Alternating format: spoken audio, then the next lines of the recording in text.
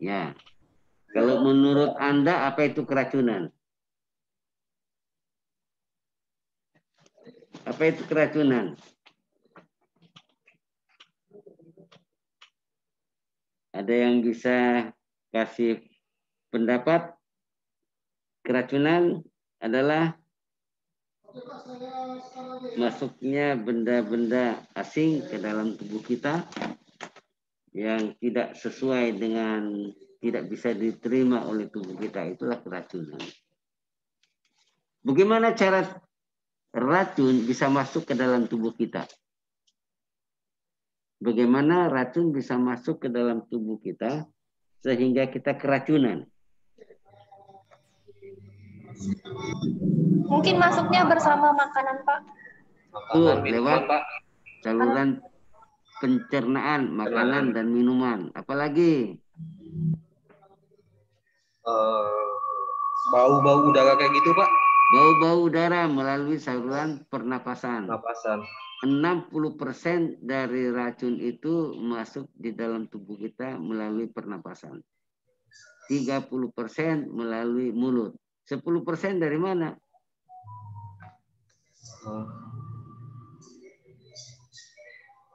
Basic kali itu. Name display. 10%-nya itu dari kulit. Ya, Pak. Dan selaput lendir. Itu caranya racun masuk ke dalam tubuh kita. Jadi racun adalah suatu zat yang bila masuk ke dalam tubuh dalam jumlah tertentu dapat mengakibatkan kerusakan yang sementara atau permanen atau kematian.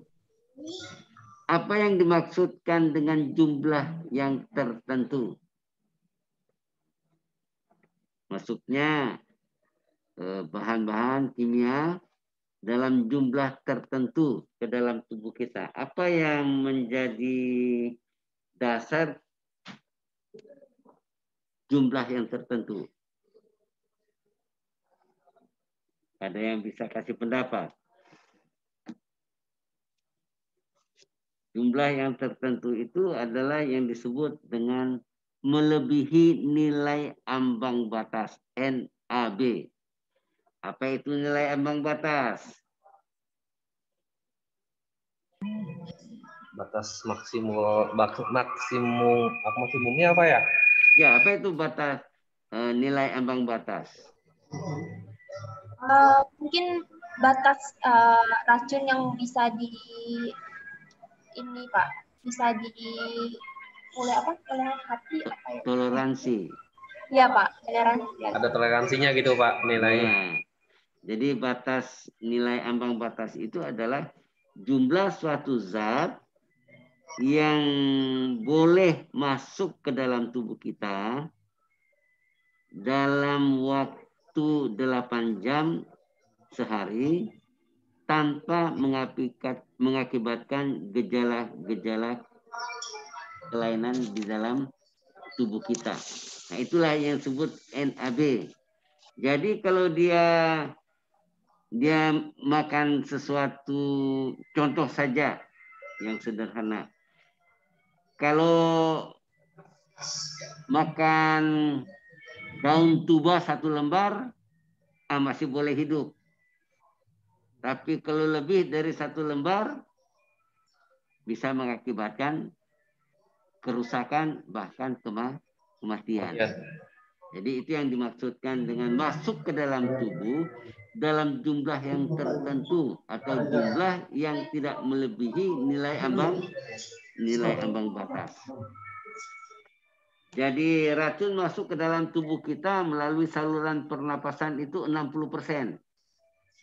Lewat udara, polusi udara. Tertelan saluran pencernaan 30%. Melalui makanan atau minuman. Terserap melalui kulit dan selaput lendir mata atau disuntikkan itu 10%. Jadi itulah yang mengakibatkan masuknya bahan kimia atau racun ke dalam tubuh kita. Tempat saya sepi jadi saya buka aja ini ya. Kalau tempatnya rame, ya harus dipasang supaya katanya enggak kena teman yang baik itu si COVID namanya. Teman akrab saya itu si COVID.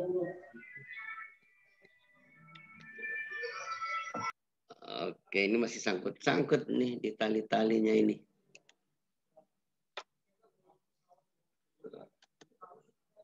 Jadi racun yang masuk melalui saluran pernapasan itu adalah berupa gas. Berupa mist. Mist itu adalah butir-butir air yang kecil. Kalau kita semprotkan baygon, butir air itu, cairan itu yang disebut dengan mist. Vapor itu adalah uap. Jadi kalau kita panaskan, terjadilah uap. Jadi yang bisa masuk lewat saluran pernapasan itu adalah ukuran yang kecil. Kalau dia itu padatan atau debu dengan ukuran 1 sampai 10 mikron. Itu yang bisa masuk ke dalam saluran pernapasan kita dan dia masuk ke dalam sistem peredaran darah kita. 20% dari udara yang beracun masuk saluran pernapasan, 20% dari itu masuk ke dalam darah kita. Jadi tidak semuanya, 20% aja yang masuk terserap. Jadi kalau sudah terserap di dalam sistem pernapasan, sistem sirkulasi darah kita, maka akan mempengaruhi seluruh tubuh. Oleh karena darah mengaliri seluruh tubuh kita sampai bagian yang paling kecil pun dipengaruhi oleh bahan kimia tadi. Apabila kita terpapar racun oleh karena lingkungan udara, misalnya ada racun H2S, ada racun cyanida, itu singkirkan dari tempat itu ke tempat yang aman.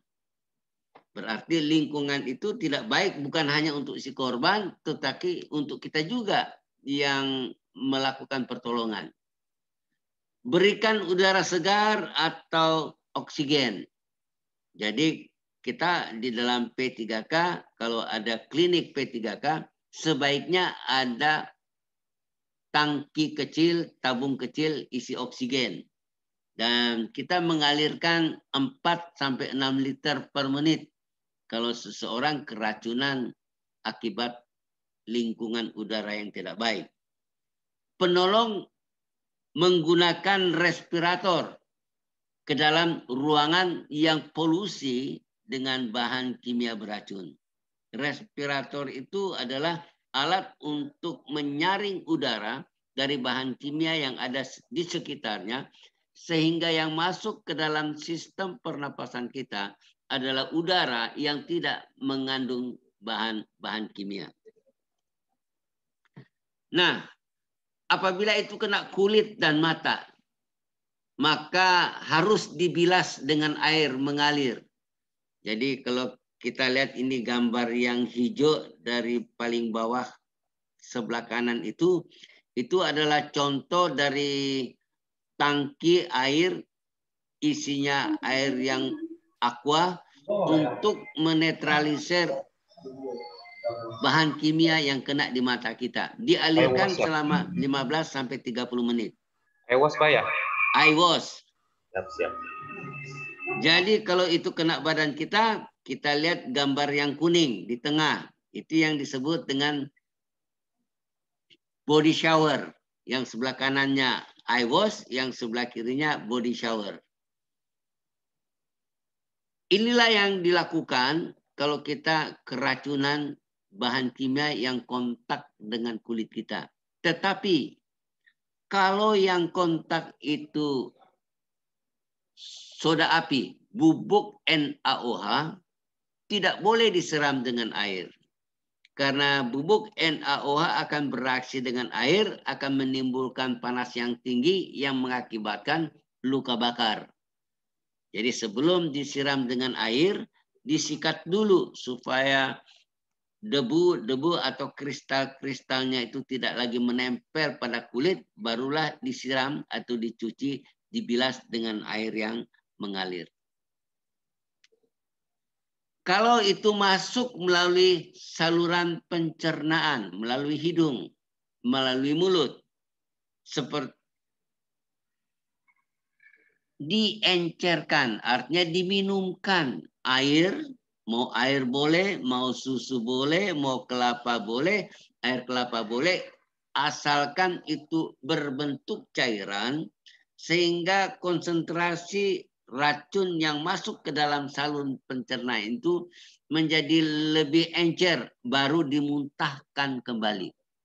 Jadi diencerkan dengan air apa saja, lalu dimuntahkan kembali.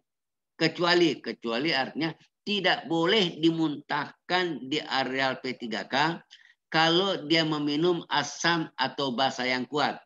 Contohnya H2SO4, HCl, HNO3, H2PSO4, ini semua berbentuk asam kuat. Kalau yang basa kuat, NaOH, KOH, ini termasuk basa kuat. Kalau dia sudah mengkonsumsi tertelan bahan kimia itu setelah 3 jam, tidak bisa lagi dikeluarkan dari perut. Karena dia sudah berpindah dari perut masuk ke usus kecil. Nggak bisa diapa-apain lagi. Itu tinggal kita berdoa saja supaya dia tetap hidup. Dan ketiga, apabila si korban tidak sadar. Nah, kalau orang tidak sadar kita masukkan air melalui mulut, air itu bisa masuk ke dalam paru-paru yang bisa mengakibatkan kemarin tersendak atau tenggelam. Inilah cara pertolongan yang dilakukan pada keracunan. Ada pertanyaan? Jadi racun sederhana aja ya. Jadi kalau Anda mau pelajari ilmu racun, namanya toksikologi.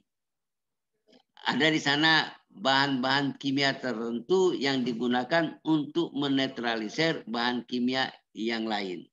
Nah, untuk itu P3K tidak mempersiapkan itu, hanya di klinik. P3K hanya tadi, kalau kena mata dicuci dengan air mengalir, dengan ice shower selama 15 menit. Kalau kena tubuh kita dimandikan dengan shower yang sama 15-30 menit. Kalau itu masuk dalam sistem pencernaan kita, diencerkan, diberi air minum 2-3 gelas, lalu dimuntahkan kembali. Sehingga racun itu keluar dari dalam tubuh kita. Sampai di sini ada pertanyaan. Ini Pak, mungkin untuk yang tertelan atau terminum gitu ya Pak ya, untuk racun yang terminum atau termakan, pernah dengar tuh Pak dari mungkin tetangga sekitar gitu, kalau minum susu itu bisa membantu menetralkan ya Pak? Bisa menetralkan, tetapi tetap harus dimuntahkan. Bukan dia menetralkan. Susu itu akan mengikat bahan kimia itu menjadi gumpalan. Nah, gumpalan ini kalau tidak dikeluarkan tetap saja dia mengandung racun. Jadi jangan kira kalau sudah minum susu dia sudah aman. Tidak, dia aman karena dia seperti tahu ya. Tahu itu kan dari kacang kedelai yang digiling, airnya. Lalu airnya itu kalau dikasih ragi menggumpal. Nah, waktu menggumpal itu apakah air kedelai itu sudah hilang? Tidak, dia ada di sana. Jadi itu harus dikeluarkan. Sehingga akan memperkecil penyerapannya di dalam sistem pencernaan. Tidak bisa seluruhnya dibersihkan, tidak bisa. Tetapi kalau yang masuk itu masih di bawah nilai ambang batas, masih aman. Dan sistem tubuh kita luar biasa. Apabila ada bahan kimia yang masuk, akan terjadi mules, muntah sendiri, atau buang air besar cepat. Jadi semakin cepat keluar bahan racun itu dari sistem pencernaan, semakin sedikit potensi keracunan yang akan timbul. Jadi boleh saja pakai susu, boleh pakai air yang jernih, boleh pakai air kelapa, banyak macam-macam yang orang bilang tentang bagaimana menetralisir keracunan melalui saluran pencernaan. Ada pertanyaan lain? Kalau tidak ada, kita lanjutkan dengan gigitan ular. Nah, kita minta tolong kita punya kawan ini dulu ya. Oh iya Pak, mau nanya lagi Pak, untuk yang racun melalui kulit tadi Pak, itu seberapa cepat Pak untuk bereaksi terhadap ke tubuh gitu Pak? Semua racun di dalam tubuh kita tergantung daya tahan tubuh kita.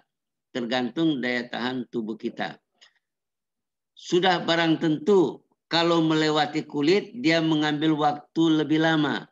Karena kulit kita itu adalah jaringan yang melindungi bagian di bawah kita. Kulit kita itu mengandung lilin. Lilin ini menghambat penyerapan racun yang larut dalam air. Tetapi kalau racun yang larut di dalam minyak, dia akan lebih cepat lagi meresap. Kenapa? Lilin tadi larut di dalam minyak tadi, sehingga penyerapannya pun akan lebih cepat kalau itu ada lapisan minyak pada bahan kimia.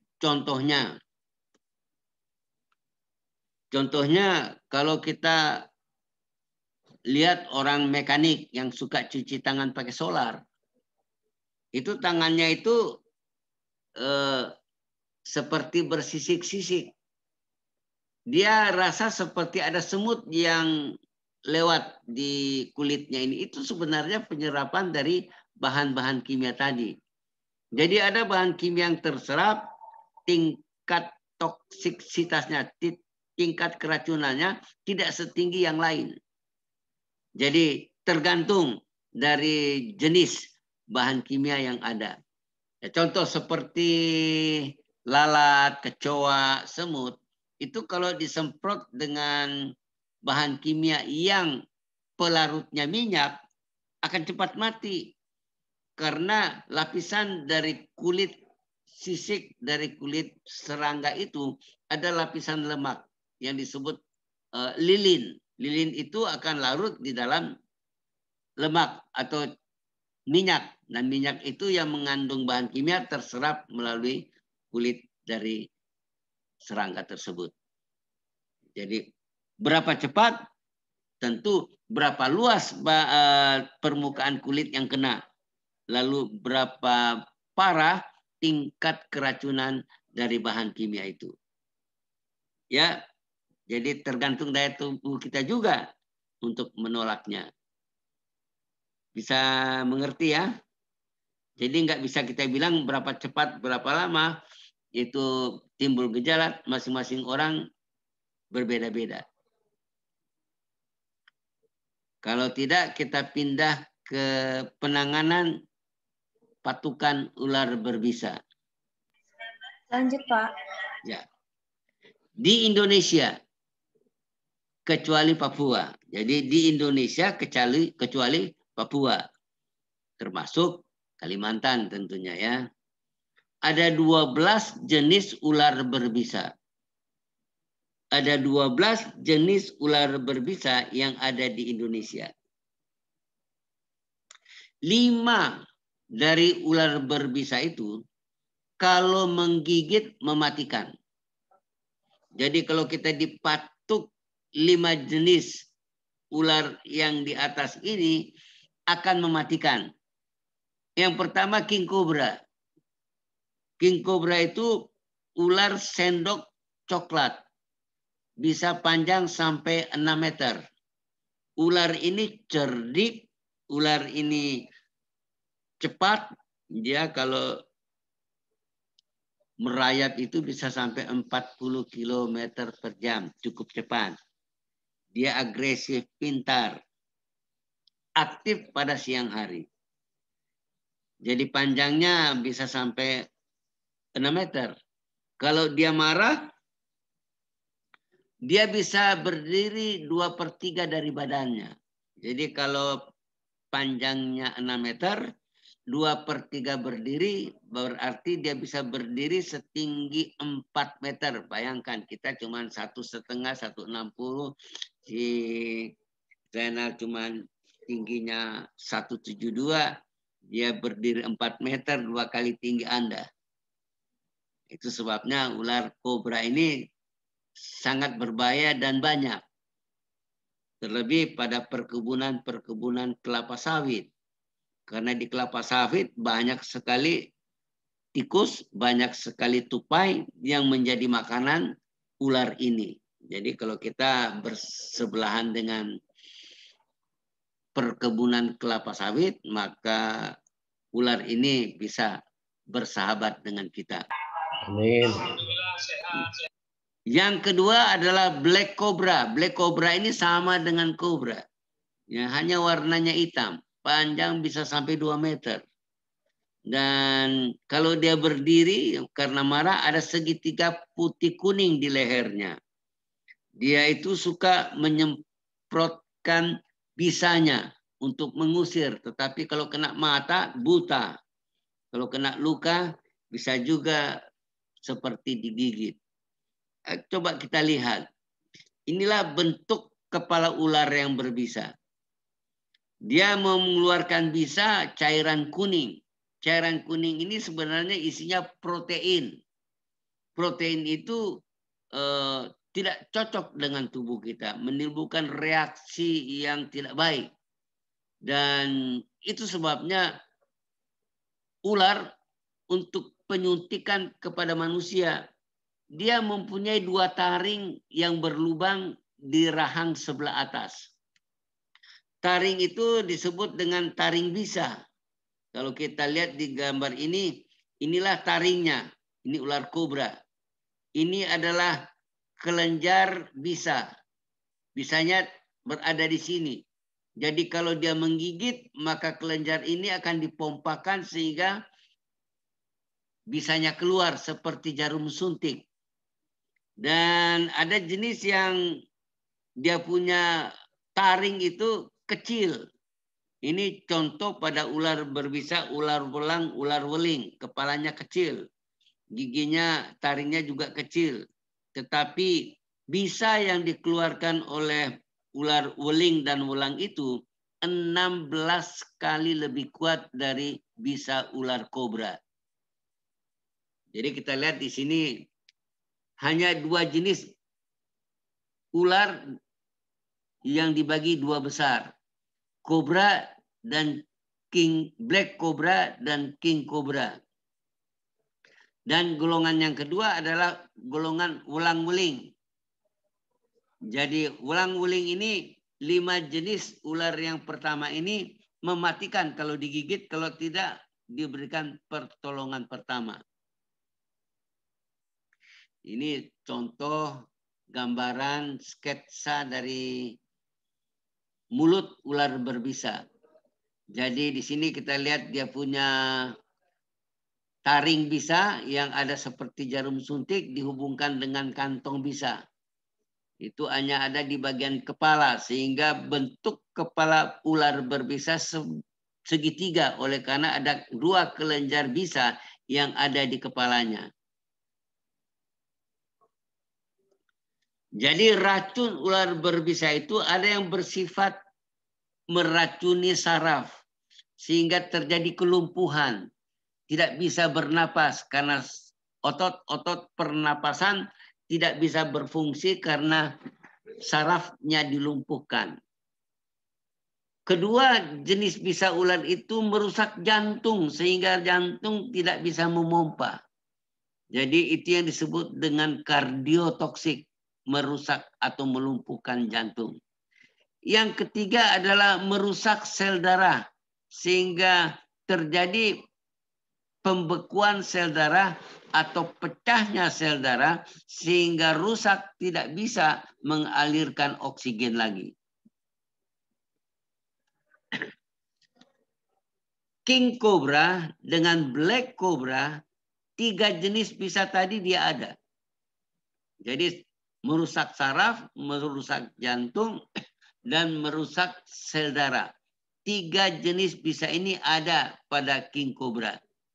Ini macam-macam jenis kobra yang ada di dunia. Yang jenis di Indonesia itu yang sebelah kanan atas.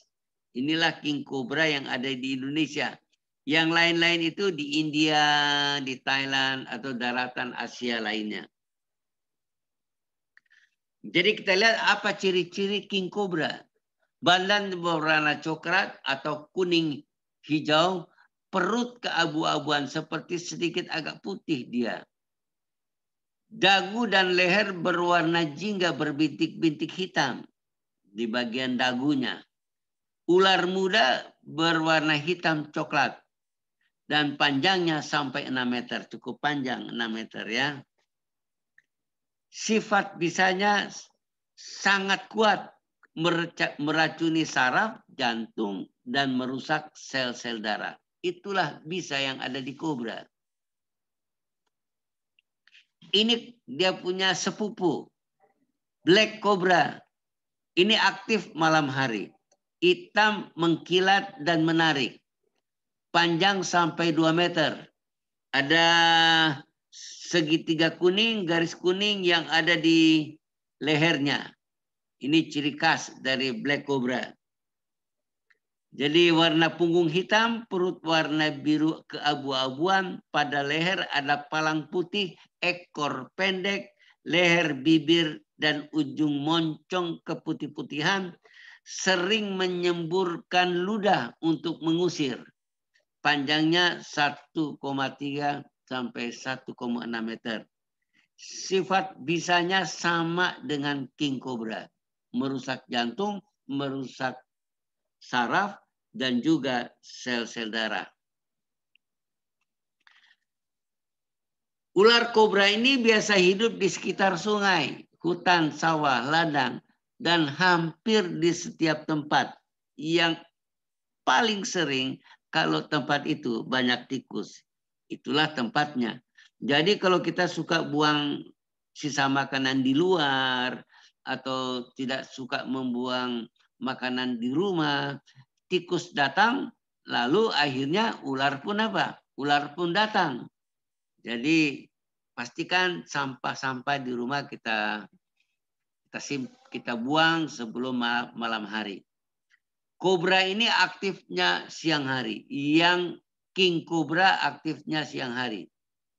Bila bertemu dengan mangsanya, dia akan tegak dan mengembangkan lehernya, digoyang-goyang untuk menakut-nakuti sehingga orang bisa lari. Sangat berani, tangkas, cerdas, dan agresif. Inilah ular kobra. Makanannya ular lain juga dimakan. Tikus, kadal, reptil lain, anak ayam, anak ya yang kecil-kecil. Jadi dia menggigit orang karena dia merasa itu mengancam, bukan oleh karena menjadi mangsa kita seperti ular sawah. Yang golongan kedua itu adalah ular welang dan ular weling. Ular welang itu warnanya hitam putih, badan segitiga, kepala kecil, panjang badan sampai 1,6 meter. Ular ini aktif pada malam hari. Ular ini jinak. Diganggu dia jarang untuk melawan, biasanya dia lari. Tapi kalau terjepit dia akan melawan. Dan apabila dia menggigit, bisanya 16 kali lebih kuat dari ular kobra. Berhati-hati dengan jenis ular ini. Banyak orang suka piara waktu dia masih kecil karena dia tidak suka menggigit. Tapi kalau terjepit dia akan menggigit. Bisa anak ular sama dengan bisa mamanya. Jadi kita lihat ini ular weling, seluruh tubuh berbelang. Ada putih hitam atau coklat bergantian, perut warna putih, ekor runcing panjang sampai 1,6 meter. 16 kali lebih kuat dari ular kobra. Dia menyerang saraf, artinya mengakibatkan kita tidak bisa bernapas karena otot pernapasan menjadi lumpuh. Jadi ular welang ini yang kawannya satu lagi, dia berwarna kuning, hitam, kuning, hitam. Dan ini sama dengan yang tadi, yang satu tadi. Ulang dan wuling sama, hanya warnanya berbeda.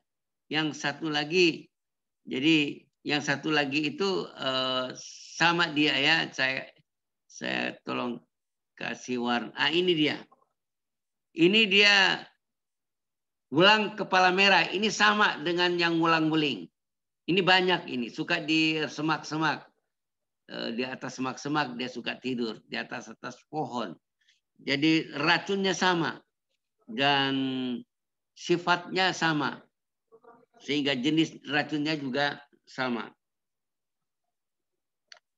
Inilah akibat gigitan ular berbisa yang mematikan, tapi sempat dilakukan pertolongan pertama.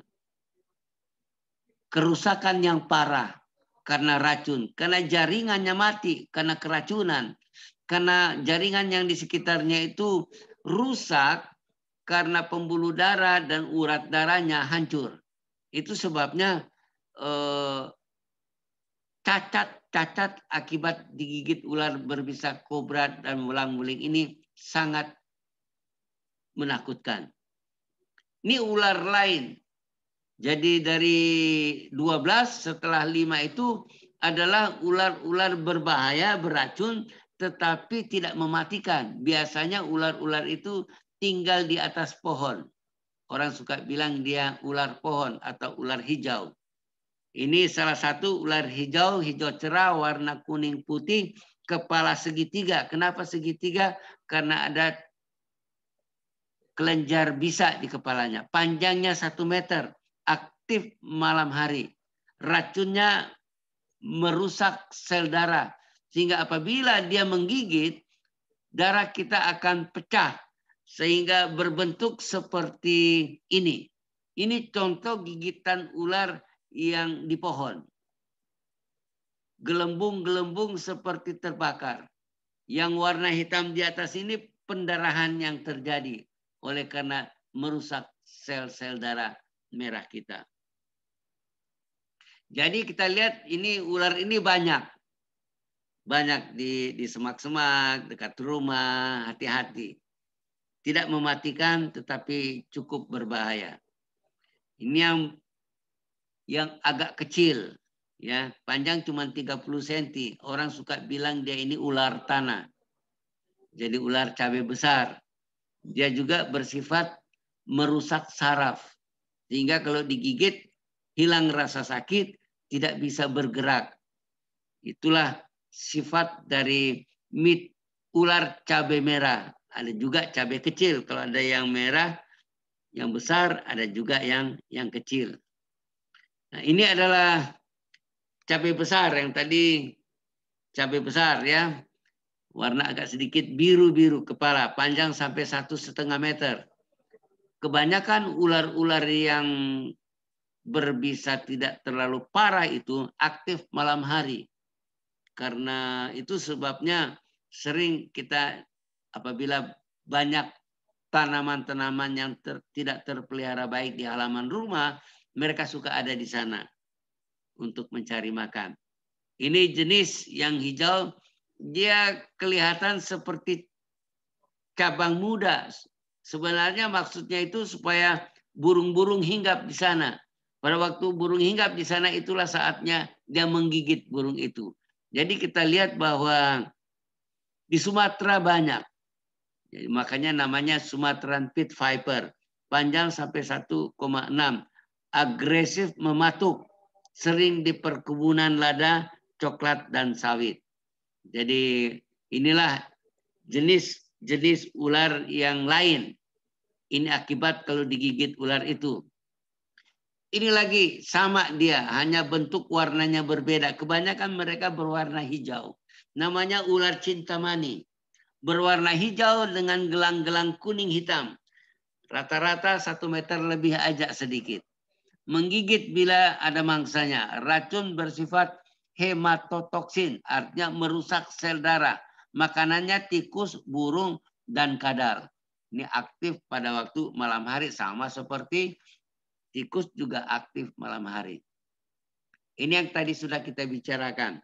Bisanya sama dengan wulang dan wuling, hanya warnanya saja berbeda. Ini lagi ular hijau, ular kepak ekor merah. Sifat dari ular ini sama dengan yang biasa yang hijau. Sama saja. Dan dia merusak sel-sel darah sehingga timbullah gelembung-gelembung seperti luka bakar berwarna hitam. Kalau yang rusak terlalu banyak, maka harus diamputasi, dipotong tangan atau kakinya. Karena akan terjadi pembusukan. Ini sama, hanya warnanya coklat.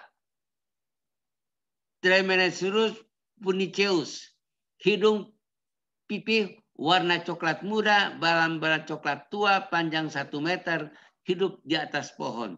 Jadi rata-rata ular-ular ini hidup di atas pohon, di semak-semak. Dan mereka sore hari maghrib mulai aktif cari makan. Burung tidur, dia cari-cari makan burung. Ini adalah pertolongan pertama yang salah. Orangnya tidak mati karena bisanya tidak bisa mengalir ke seluruh tubuh. Tetapi jaringan bawahnya ikut mati. Sehingga harus dipotong, diamputasi. P3K yang benar adalah melindungi supaya bagian bawah dari anggota yang tergigit itu tidak rusak. Yang jadi pertanyaan, kenapa lebih sering digigit kaki dan tangan? Karena ular itu bagian mana yang bergerak itu yang dipatuk. Karena disangka itu yang membahayakan dia. Jadi kalau kita bertemu dengan ular kobra di hutan atau di dekat rumah, jangan bergerak, berdiri aja. Ya cuman yang akibatnya kadang-kadang karena takut kencing di celana toh. Tapi selama Anda tidak bergerak, tidak apa-apa. Dia apabila kita tenang berdiri lalu dia merasa tidak membahayakan dia akan jalan pergi sendiri. Tetapi kalau kita berusaha untuk lari atau menggerakkan tanah mengusir, itulah yang digigit. Jadi berhati-hati. Apabila kita bertemu dengan ular kobra terlebih yang coklat, king cobra, berdiri, jangan bergerak. Sehingga mungkin ambil waktu 5-10 menit. Dia tidak bergerak itu. Dia perhatikan. Bergoyang tidak ini, membahayakan dia atau tidak. Selama itu tidak membahayakan dia akan marahnya akan surut, lalu dia lari. Pada umumnya semua ular takut sama manusia. Tapi kenapa dia seperti melawan? Karena dia terkejut pada waktu melihat kita. Itu aja dia yang harus kita perhatikan. Ini adalah cara pertolongan pertama yang benar.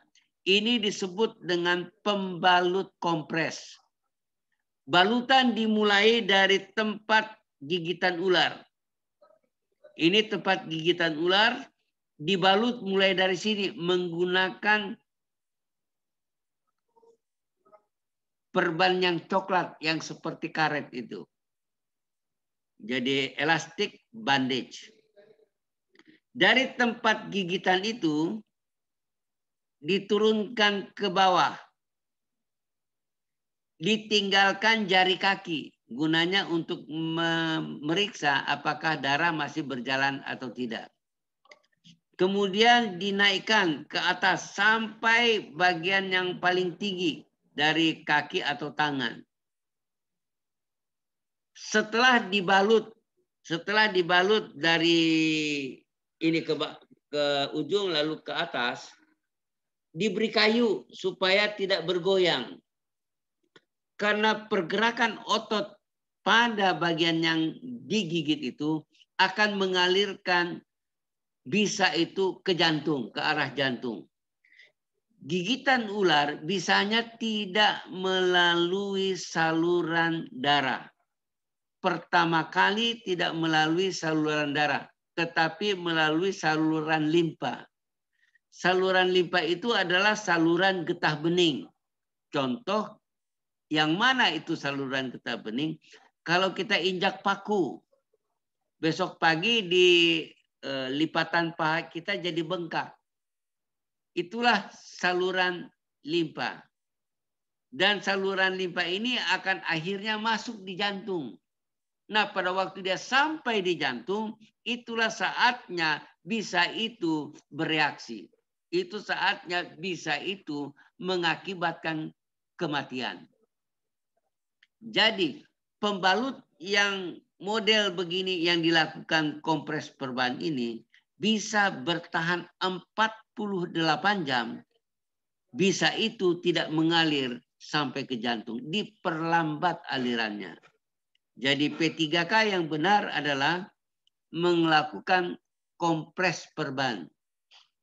Yang tadi di atas yang kita lihat tadi ini adalah memang bisanya tidak mengalir, tetapi jaringan bawahnya mati.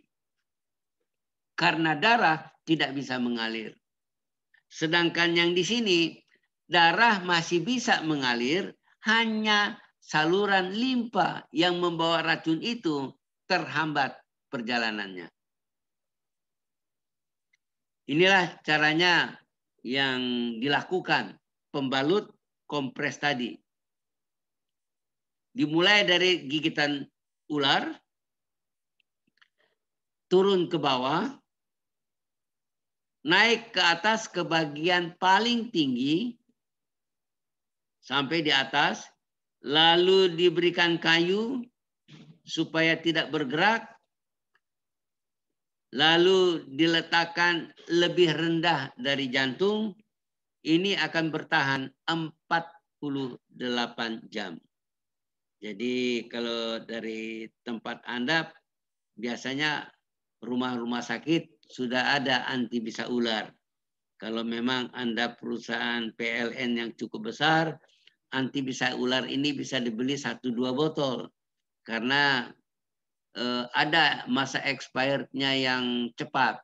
Dia paling tahan 1 tahun dan biasanya 6 bulan sudah mati. Tapi untuk selalu ada di sana akan membantu kalau di sana banyak ular yang berbisa. Inilah cara penanganan gigitan ular berbisa. Kedua, kalau disengat lebah.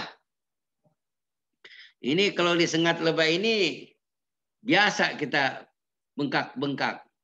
Tetapi kalau yang menyengat itu lebih dari 70 ekor. Berarti 70 lebah yang menyengat kita, kita bisa mati. Karena racun yang dihasilkan sedikit-sedikit lama-lama menumpuk. Racun yang dikeluarkan adalah racun hyaluronidase. Jadi kita lihat di sini lebah itu bermacam-macam, selalu berkelompok. Ada ratu, ada raja, ada pekerja. Ada yang sendiri. Kalau kita suka lihat yang membolong-bolongin rumah kita, yang hitam, dia punya pantat kuning, ini individu dia. Tetapi yang banyak adalah soliter, banyak. Yang soliter ini terbagi 2, penghasil madu dan tidak penghasil madu. Yang tidak penghasil madu itu warna kuning di pantatnya, ramping. Itu sering disebut dengan hornet. Jenis lebah yang ekor kuning, ramping, tidak menghasilkan madu ini, bisanya sangat berbahaya. Bisa mengakibatkan kematian walaupun hanya 3 atau 4 ekor yang menyengat.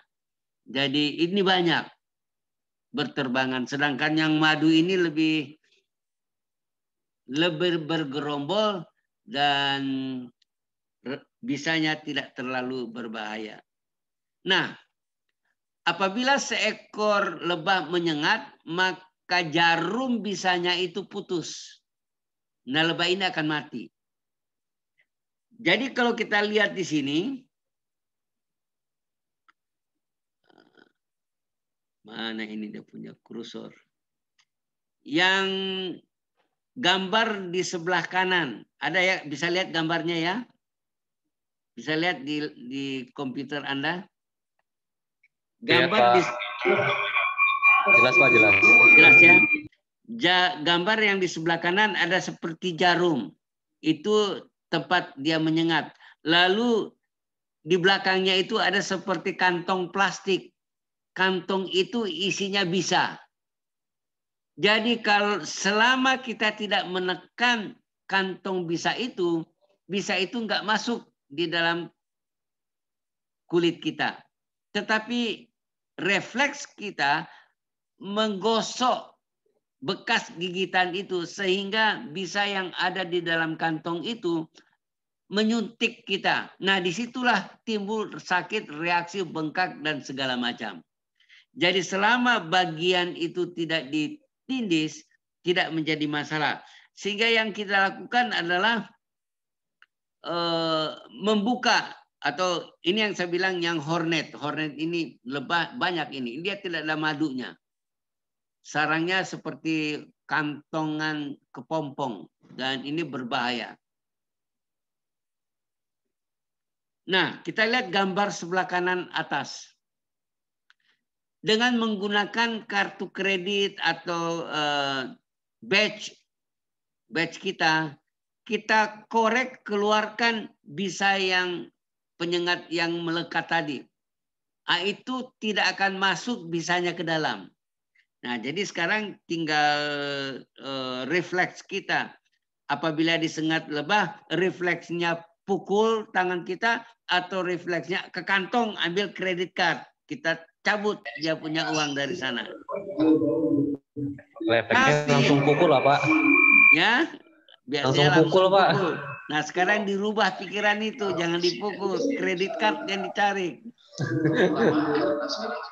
Tapi kalau sudah tergigit, tersengat, lalu terpukul, bisa diringankan dengan kompres es 15 menit. Ya. Atau juga bisa makan obat antihistamin, CTM. Ini akan membantu meredakan agar akibatnya tidak parah. Nah, inilah bisanya itu. Berikan baking powder, ragi untuk bikin roti, ya. Itu dikompreskan ke sana sehingga dia tidak membengkak lebih cepat lagi. Jadi banyak yang bisa kita lakukan untuk meringankan gejala-gejalanya. Ini kawan baik kita. Kalajengking banyak di Kalimantan, ya, yang hitam besar. Kabar baiknya, kalajengking ini tidak mematikan. Kecuali yang di Amerika atau di Afrika. Jenis kalajengking di negara-negara itu kalau menyengat mematikan. Bisanya ada di pantatnya, bukan di dua jepitan itu. Jepitan itu hanya memegang musuhnya, lalu pantatnya itu yang ada jarumnya di belakang itu yang menyengat. Jadi sengatannya itu ada di pantat, bukan di jepitannya itu. Jadi kita lihat sini ada bagian-bagian dari badannya yang perlu kita tahu bahwa bisanya itu ada di ekor. Bisanya itu ada di ekor. Dan kebiasaannya kalau yang jantan sudah pergi ke penghulu kawin, kalau dia sudah kawin tidak lari, dia dimakan sama yang betina. Itu sebabnya dia harus lari. Jadi kawin sebentar lalu lari. Nah, kita lihat gambar sebelah kiri. Bisanya itu ada di ekornya. Bisanya itu ada di ekornya. Dan bisa ini yang hampir sama dengan bisa yang dikeluarkan oleh lebah tadi. Dan yang di Amerika dan di Afrika namanya Parabutus, Titius, Androctunus. Di Indonesia nggak ada ini, kecuali dipiara di kebun binatang. Dan orang juga nggak mau piara ini karena dia kalau menyengat mematikan. Racunnya sangat berbahaya. Jadi kompres dengan es, makan paracetamol atau makan Mefinal menghilangkan rasa sakit, CTM akan membantu. CTM atau dexamethasone akan membantu untuk meredakan, meringankan gejala-gejala sengatan dari kalajengking. Satu lagi kawannya adalah lipan. Ini banyak di tikar-tikar bambu. Lipan ini bisanya ada di mulutnya. Jadi rahang depannya itulah bisanya keluar. Dan sama saja sifat bisanya dengan yang dua tadi. Jadi bengkak, sakit, dan itu P3K-nya juga sama. Jadi hanya untuk mengatasi. Jadi di sini jangan panik. Ketiga jenis serangga yang berbisa ini tidak berbahaya untuk di Indonesia. Tetapi kalau di luar negeri, Amerika dan Afrika, mematikan. Ada pertanyaan? Sebelum kita lanjutkan yang lain. Lanjut, Pak. Oh, lanjut ya. Saya panggil dulu kawan saya. Din.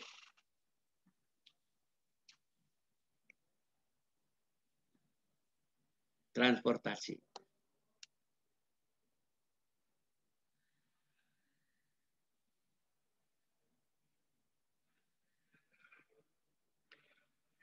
Ya.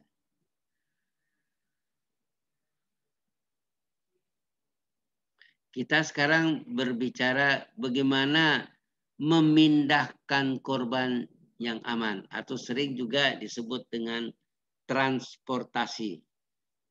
Memindahkan korban dari tempat yang berbahaya ke tempat yang lain atau memindahkan korban ke tandu. Baik. Nah, prinsip dari memindahkan si korban ini adalah apabila tempat itu apabila tempat itu masih aman, masih memungkinkan dilakukan pertolongan pertama di sana, jangan pindahkan dulu. Tetapi kalau tempat itu tidak aman, kurang baik untuk melakukan pertolongan pertama, maka kita harus memindahkan korban itu ke tempat yang lain.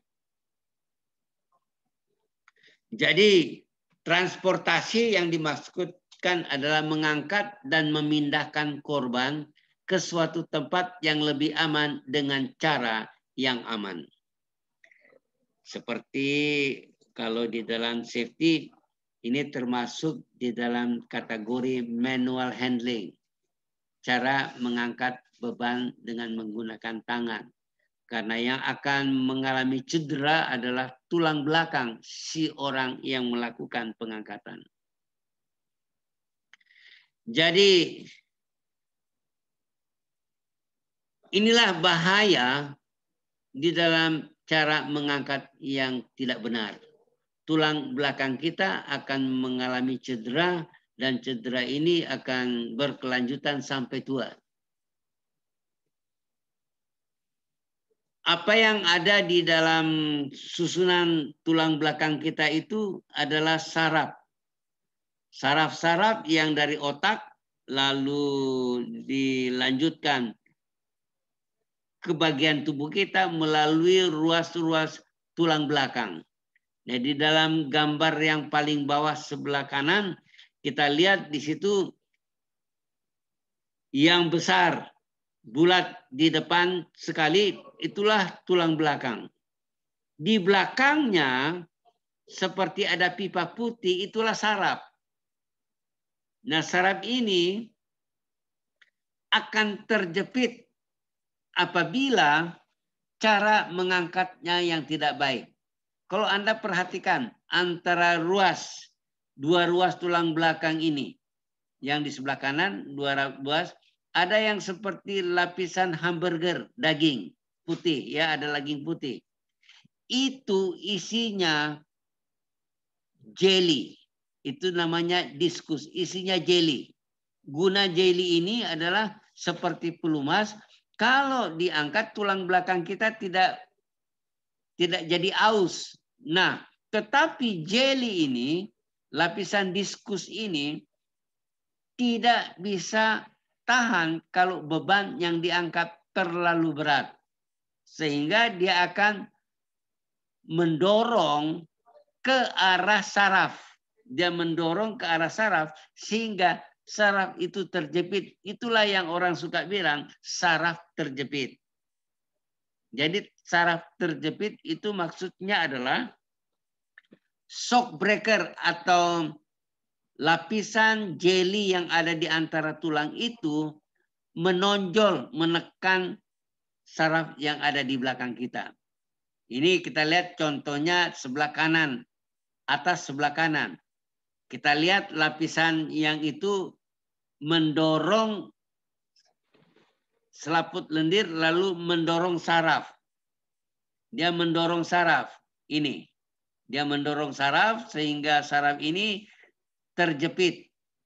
Nah, inilah yang mengakibatkan sering rasa kesemutan, sering rasa sakit, lumpuh. Karena saraf yang menyerapi bagian bawah itu, ini saraf yang keluar itu terpengaruh oleh karena jepitan yang di atas. Nah, kita lihat yang gambar paling bawah kanan. Ini dia punya itu menekan.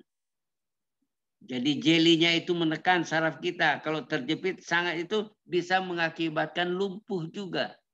Itu sebabnya cara angkat yang tidak benar akan mempengaruhi kesehatan tulang belakang kita. Maka ada pelatihan yang disebut manual handling. Jadi pengangkatan, cara mengangkat yang benar barang-barang yang ada di sekitar kita. Jadi kita lihat sini mengangkat dengan benar, baik dan benar itu adalah menggunakan otot paha, pinggul dan bahu, bukan tulang belakang. Yang sering kita gunakan mengangkat menggunakan tulang belakang dengan cara membengkokkan badan kita. Lalu kita angkat. Ini yang berbahaya. Jadi posisi kaki, tempatkan posisi kaki seenak mungkin pada posisi yang benar. Salah satu kaki agak ke depan agar dapat menahan beban dari apa yang diangkat. Tegak lurus belakang supaya tidak terjadi bengkok yang akan menekan saraf yang ada di sampingnya. Pegang dengan seluruh jari tangan benda yang akan diangkat. Jangan hanya sebagian aja. Jadi usahakan pada waktu mengangkat, beban itu berada sedekat mungkin dengan badan kita. Sehingga akan dapat menanggung beban itu lebih lama lagi. Nah, inilah alat-alat yang digunakan untuk mengangkut. Ini yang disebut dengan tandu. Tandu yang paling atas sebelah kiri ini biasanya digunakan ini seperti kain velvet saja ya, yang dilipat, tandu lipat. Ini tandu lipat. Ini yang disebut dengan scope stretcher. Scope stretcher ini dibuat dari logam, aluminium. Ini bisa dibuka.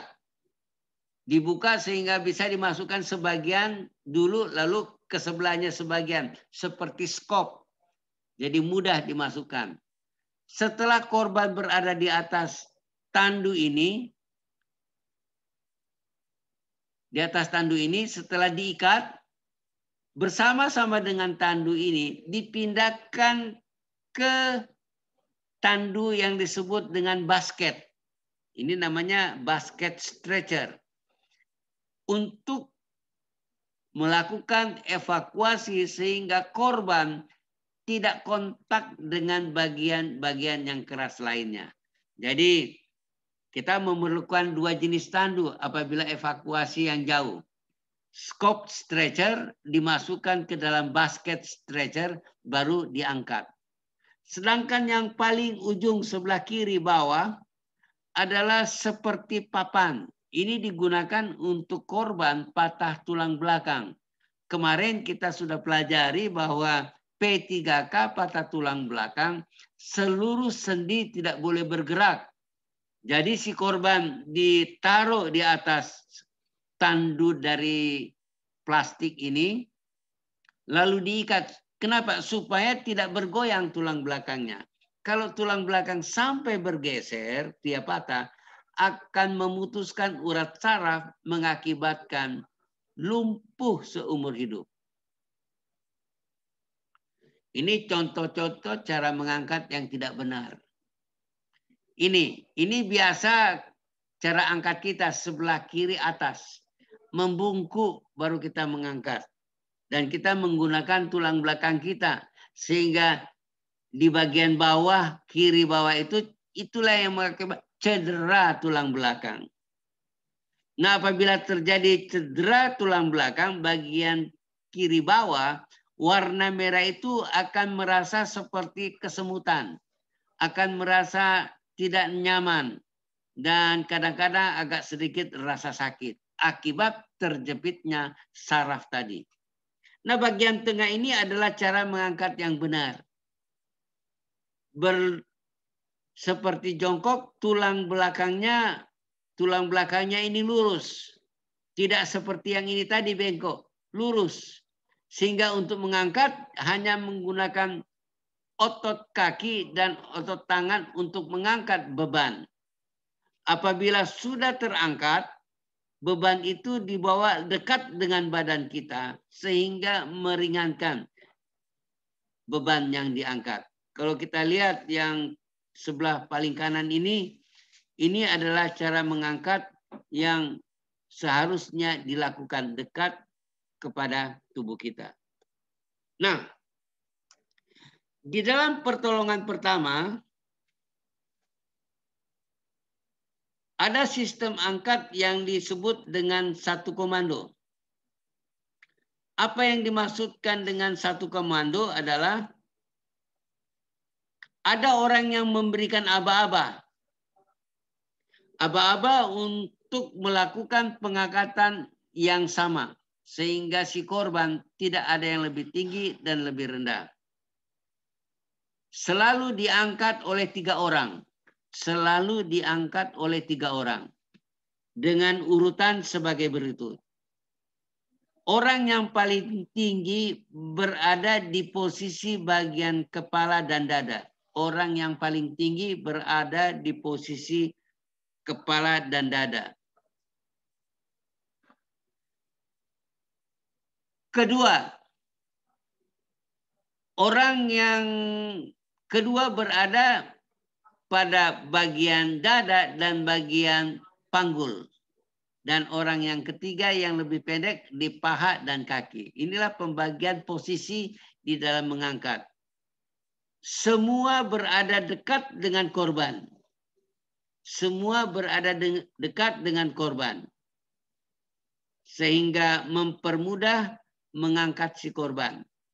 Nah, apabila kita tidak mau mengangkatnya hanya untuk memasukkan tandu yang tadi yang dari plastik, maka si yang memberi komando, orang yang pertama dekat kepala.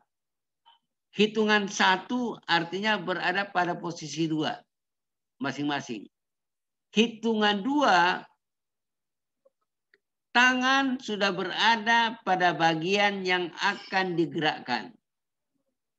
Pada hitungan 3, pasien ditarik bersama-sama sehingga miring. Kepalanya disanggah oleh orang yang memberikan komando. Lalu memasukkan tandu tadi ke bawahnya lalu dikembalikan. Itu adalah kalau hanya untuk memasang tandu orang masih di lantai. Tetapi kalau kita mau mengangkat lebih tinggi, maka hitungan pertama berada di samping, hitungan kedua tangan sudah masuk memegang dengan baik, hitungan ketiga diangkat sampai kepada lutut, lalu tandu dimasukkan dan dikembalikan si korban ke sana. Jadi tanpa aba-aba akan mengakibatkan cedera pada si korban. Yang berikut ini adalah cara mengangkat kalau dengan 2 orang saja. Kita lihat posisi yang pertama ada bagian belakang, tangannya di bawah ketiak, dan yang kedua berada di antara paha lalu diangkat bersama-sama. Ini kalau sendirian saja. Ini biasanya pemadam api. Cara mengangkatnya dan memanggul dia hanya seperti kalau berburu, hasil buruannya dipikul begini. Nah, inilah tandu-tandu yang diperlukan untuk pengangkatan tadi. Nah, inilah cara pengangkatan yang benar. Prinsipnya satu komando, satu yang memberikan pertolongan pada tempatnya, dua mereka sudah sedia untuk mengangkat, tiga lakukan pengangkatan. Sampai di sini ada pertanyaan. Ada pertanyaan cara mengangkat yang benar? Pak, misalkan kita tidak ada tandu, kan boleh pakai tangan juga Pak ya untuk pengangkatan Pak? Boleh. Asal rapat Pak ya, rapat kayak kena badan kita Pak. Ya, rapat badan kita supaya tidak terjadi cedera tulang belakang. Itu minimal berapa orang tuh Pak untuk pengangkatan dia? 3. Sebaiknya 3 ya? Kalau terlalu berat 4, tetapi yang satu di seberang. Seberang, tangan di bawah memegang tangan kawan di sana, lalu diangkat. Dan nanti, pada saat meletakkannya itu gimana Pak? Sama hitungannya. Hitungannya sama Pak ya? 1 artinya bilang kaki kiri atau kaki kanan mundur selangkah. Ya. Komando harus bilang hitungan 1 kaki kiri mundur. 1 berarti dia mundur kaki kiri. 2 artinya oke, Anda siap-siap sedia untuk apa tuh? Turun. Jadi sedia. Semua orang pada hitungan kedua harus bilang oke. Artinya dia sudah sedia untuk turun. Sama dengan angkat. 2 artinya sedia untuk angkat. Semua harus bilang oke. Berarti hitungan 3 lakukan gerak turun sambil melipat kaki sebelah. Kalau tadi kanan mundur, yang kiri sekarang apa? Turun ke bawah. Sampai di atas lutut. Bukan ke lantai. Sampai di lutut dulu. Lalu mempersiapkan turun ke bawah. Kalau dari 3 langsung ke lantai, cenderung kaki kita akan lurus, belakang kita bengkok. Betul Pak. Oke? Siapa? Bisa ya? Insya Allah bisa Pak. Kawan-kawan, 75% kecelakaan jalanan mati oleh karena salah angkat. Ingat baik-baik itu. Betul Pak. Oke. Saya akan cari ringkasan. Teori kita udah selesai, habis. Kecuali Anda mau bertanya. Saya akan mencari bahan untuk ringkasan. Ringkasan pertolongan pertama. Ini referensi.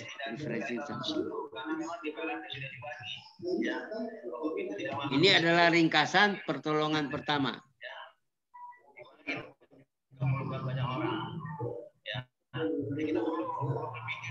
Kita mempersiapkan diri. Ya, kita harus bisa. Nggak tahu apakah direncanakan minggu depan kami ke sana. Saya nggak tahu di Sanggau sama siapa. Kalian tempatnya di mana? Di Sintang Pak. Ya, Sintang Sanggau kita ke sana. Apakah ke tempat Anda untuk prakteknya? Saya nggak tahu. Ke tempat mereka. Oh ya, ke tempat kalian. Jadi kita akan praktek di sana. Bagaimana membalut, bagaimana ngangkat orang. Saya butuh beberapa teman Anda ikut di dalam praktek supaya kita bisa melakukannya dengan baik. Ini ringkasan. Ringkasan dari P3K memudahkan untuk mengingat. Nanti saya bawa ini flash disk, Anda boleh copy di sana nanti. Semua boleh di copy supaya bisa dipelajari ulang. Inilah P3K kalau terjadi shock. Kaki lebih tinggi dari kepala. Jadi shock adalah gangguan aliran darah pada organ-organ vital terlebih kepala. Oleh karena kurangnya aliran oksigen atau aliran darah di otak, maka korban ditidurkan dan kaki diangkat lebih tinggi dari kepala sehingga darah mengalir ke bagian kepala. Dia akan diharapkan akan sadar kembali. Kecuali apa yang tidak boleh dibeginikan? Masih ingat kemarin? Kalau dia tergantung di body harness, orang bekerja di ketinggian, pakai full body harness, terjatuh, tergantung. Orang yang tergantung di body harness, kalau dalam tempo 30 menit tidak bisa diturunkan ke bawah, dia akan mati oleh karena kekurangan oksigen. Jadi pada waktu dia sampai di bawah, tidak boleh dibaringkan. Oleh karena bagian kaki darahnya mengandung CO2. Jadi kalau kaki diangkat dengan darah mengandung CO2, yang ke kepala dan ke jantung itu darah yang mengandung CO2. Sehingga korban pingsan oleh karena tergantung, dia harus setengah duduk dulu. Dibiarkan 5 menit, lalu dimiringkan 5 menit, dibaringkan 5 menit, baru kaki diangkat. Nah, di dalam praktek akan kita mengerti itu nanti. Ini pendarahan. Pendarahan luar dan pendarahan dalam. Pendarahan luar, apakah itu arteri, kapileri, atau vena, dilakukan pembalut tekan. Ini pembalut tekan. Gambar nomor 3, ini pembalut tekan. Ikatannya diikat pada bagian yang berdarah. Sebelum melakukan pembalut tekan, kita tekan pakai tangan. Digunakan kasa steril atau kain bersih, kita tekan pada titik yang mengalir darah itu. Sesudah ditekan sambil menyiapkan alat pembalut, kita lakukan pembalut tekan. Pembalut tekan ini sebaiknya dengan menggunakan kain segitiga, bitela. Di kotak P3K paling tidak Anda harus mempunyai 4 biji bitela. Bitela sangat berguna di dalam pertolongan pertama apapun juga. Ini hanya saran 4 biji. Nanti waktu kita praktek, saya mau bitela lebih banyak dari yang lain, ya, karena banyak hal yang bisa kita lakukan dengan bitela. Yang kedua, kalau itu pendarahan dalam, berada di bagian perut, ya, yang dilakukan adalah kompres es. Perutnya diberi kompres es. Lalu orangnya harus puasa. Tidak boleh makan, tidak boleh minum. Diberi selimut supaya tidak menggigil. Karena kompres es akan mengakibatkan dingin. Dingin itu bisa mengakibatkan menggigil. Luka terbagi 2. Luka luar dan luka dalam. Luka luar, dia punya luka, kelihatan darahnya keluar. Nah, P3K luka luar adalah cegah infeksi dengan menggunakan antiseptik, betadin, apapun juga boleh digunakan. Dibersihkan dengan air boleh, air aqua yang steril. Botol aqua steril itu dapat dilakukan pembersihan lalu diberikan obat antiseptik. Dibalut dengan pembalut bersih dan steril. Itu luka luar. Luka dalam sama dengan perdarahan dalam. Kita lihat di gambar tengah itu ususnya itu terendam dengan darah. Perutnya sudah barang tentu makin besar karena darah tertumpuk di sana. P3K-nya adalah kompres es, selimutkan puasa. Tapi jangan sampai menggigil. Ini kalau tersendak. Ciri khas tersendak memegang leher. Jadi kita berdiri di belakangnya. Kita punya kepalan tinju itu di bawah ulu hatinya. Kepalan tinju di bawah ulu hatinya. lalu kita tekan dari belakang ke atas sehingga dia akan keluar. Atau kalau sendiri kita cari bagian-bagian yang agak tajam atau tumpul, kita tekan, kita punya ulu hati supaya keluar. Ini kalau sendiri. Sendiri kalau tidak panik. Kalau panik tetap aja sama. Tidak bisa kita lakukan. Bagian bawah adalah serangan jantung. Ciri khas serangan jantung adalah memegang dada sebelah kiri. Disertai rasa sakit yang sampai ke bahu kiri, keringat dingin, sesak napas, akhirnya pingsan. Jadi kita lihat sini penyumbatan pada pembuluh darah yang ada di jantung mengakibatkan jantung tidak bisa memberikan oksigen. Jantung berhenti. Tidak boleh berjalan. Harus setengah duduk. Kalau dibaringkan hanya setelah dia tidak bisa bernapas untuk melakukan CPR. Selama dia bisa bernapas, tidak boleh dibaringkan. Karena pada waktu dibaringkan, darah akan banyak mengalir ke jantung dan jantung dalam kondisi yang tidak baik. Oke, patah tulang. Ada dua. Tulang tertutup dan tulang terbuka. Patah tulang tertutup, dua sendi tidak boleh bergerak. Dua sendi tidak boleh bergerak, berarti kita lakukan pembidaian. Dibuatlah, dipasang di sana kayu lalu diikat. Ya, gambar yang nomor 3 sebelah atas, sebelah kanan. Sedangkan patah tulang terbuka tidak boleh dimasukkan untuk mencegah terjadinya infeksi tulang. Tetap dipasang penyangga seperti patah tulang yang lainnya. Patah tulang leher atau patah tulang belakang. Patah tulang leher dipasang penyangga leher yang disebut sebelah kanan neck collar. Jadi kalau ada neck collar bisa dipasang, dan kalau memang mau disediakan belilah neck collar yang disebut dengan adjustable. Jadi bisa direndahkan, bisa ditinggikan.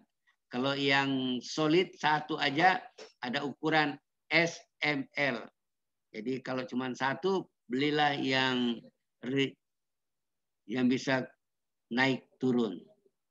Patah tulang belakang dan leher, seluruh sendi tidak boleh bergoyang. Makanya disediakan tandu yang bisa ditaruh di atasnya. Ya, lalu diikat, seluruhnya tidak bergoyang. Patah tulang selangka, ini tulang yang di bahu kita, ya selangka. Dilakukanlah pembalut verban, rangsel verban namanya. Seperti ikatan kita bawa tas panggul, ya rangsel. Inilah silang di belakang, di mukanya menekan ke depan. Sedangkan patah tulang tengkorak diganjal untuk tidak boleh bergerak. Diberikan kantong pasir sehingga dia tidak bergoyang. Ini luka bakar. Luka bakar yang tingkat 1 sebelah kiri atas, yang tengah tingkat 2 ada gelembung, yang di bawah tingkat 3. P3K dinginkan.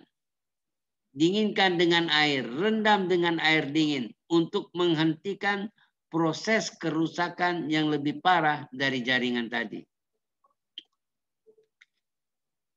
Jadi keracunan, encerkan, muntahkan, kecuali asam kuat, basa kuat, tidak sadar dan setelah 3 jam.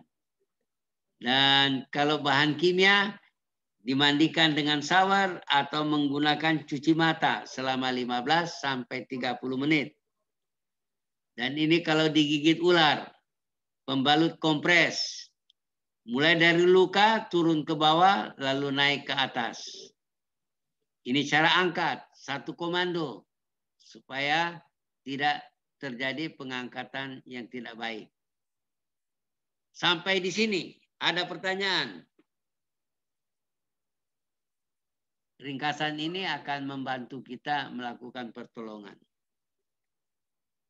Makalah kita udah selesai. Kalau mau ada yang ditanya lain silakan.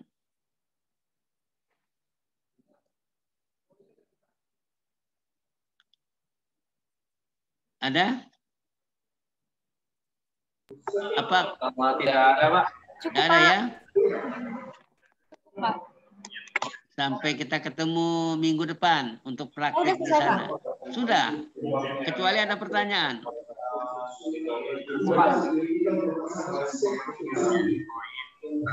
Ada yang mau ditanya? Jadi Bapak fixnya ke sini hari Selasa ya? Saya kurang tahu tanggal berapa, tapi saya kan cuma ikut dari LPK-nya. Kalau LPK-nya bilang hari Selasa, ya hari Selasa.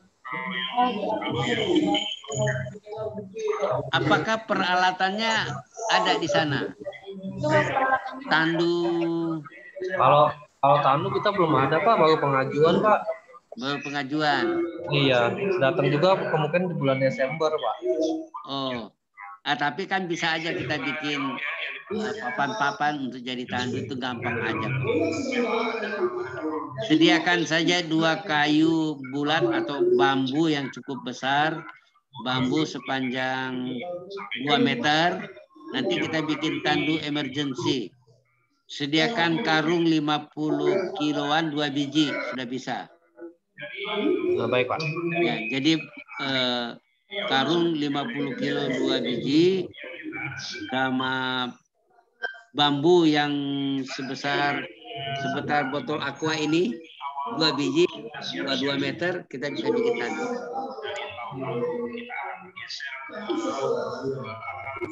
Baik, Pak. Penyangga leher sudah ada.